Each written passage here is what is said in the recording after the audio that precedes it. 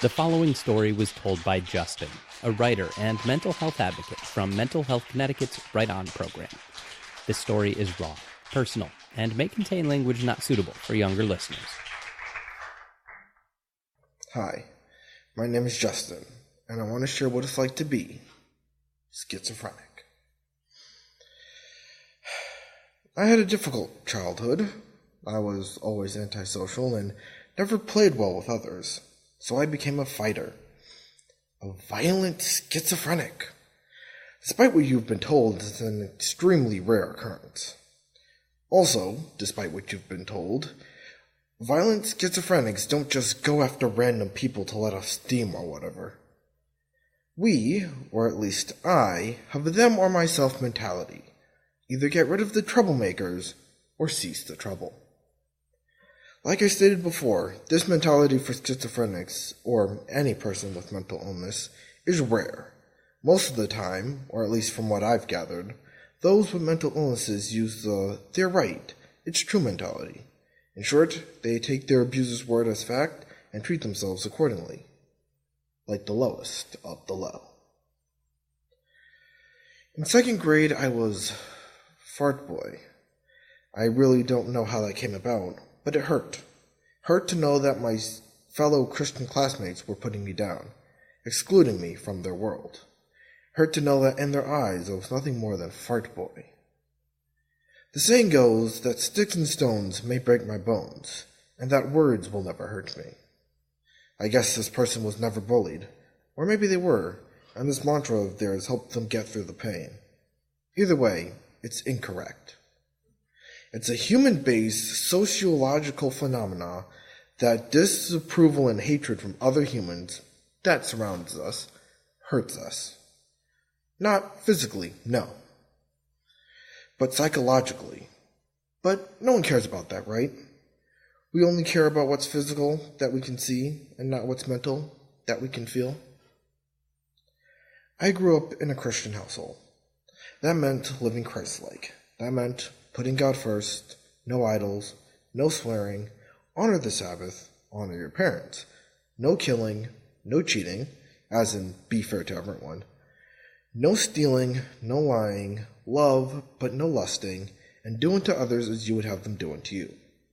I guess other Christian parents didn't teach their kids that, because if they had, those students would have never peer pressure a lonely kid who clearly had undiagnosed psychosis to look up porn for them, to make him watch a spinning penis with "You Spin Me Round" by Dead or Alive playing in the background, a video made in an effort to make one homosexual. Cursing him, mocking him, hating him, betraying him, and only caring about him when he could do something for them. So he began to hit them, kick them, scream at them, hate and loathe them. But he realized that he could never repay them for what they had done to him. The damage was irreversible. This is when the voices started. So he asked his God for help. He cried, he pleaded, he begged on his knees in prayer. He knew this kind of suffering was inevitable for God's people. It said so in the Bible, the same Bible he was told to turn to in times of trouble. The love letter from God himself written by the flawed hands of man so that people wouldn't reject the perfection of God. But all he found was that voices in one's head was the work of Lucifer, and that the only ones to have them were sinners in need of repentance. But he tried that. Since there was no answer from God, he turned to Lucifer. He cried, he pleaded, he begged Lucifer, who may have answered in later years, hardening and turning his heart against his beloved God, but he too did not answer. He could not escape these voices. One that told him that the end of suffering was the end of his life, two more that told him that the end of suffering was the end of their lives. But legions of voices, hallucinations of heroes that he had personified to help him get through the tough times, through stories he told himself, told him that he served a greater purpose, that his suffering was all a part of a larger plan, his plan for himself. But he didn't want to hear any of them. So at the end of 8th grade, he shut them up for half a year. During that time, reviewing the evidence brought to him by his hallucinations, he realized that what they were saying must be true. There was no reason that everyone he came in contact with didn't like him, or used and abused him in some way. So he began coming up with theories, and settled on the grandest of delusions. He believed he was sent there by the causalities, a pair of contradictory beings that were everything and nothing, simultaneously and one at a time. And they sent a reincarnation of themselves into books that would be known as Universe to the inhabitants.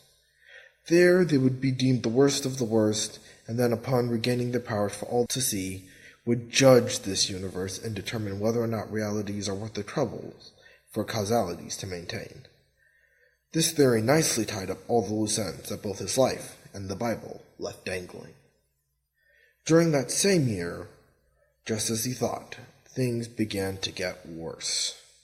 He began to experience terrible, debilitating pains, so he moved from high school to high school to high school in search of accommodations.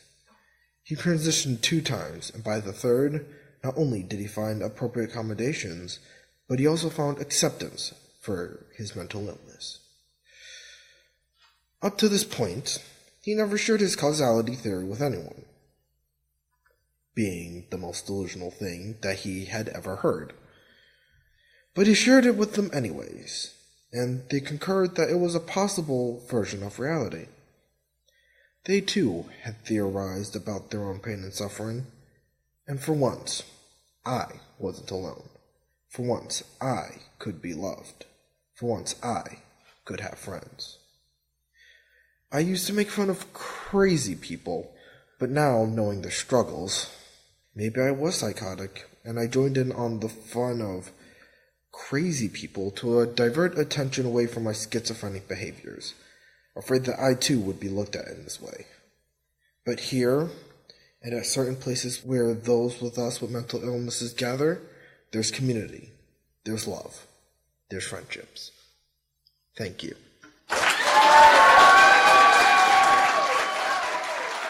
This story was recorded in front of a live audience at CT Improv's Theater in Hartford, Connecticut. Want to hear more young adults find their voice and speak their truth? Go to mhconn.org/writeon. That's WRITEON.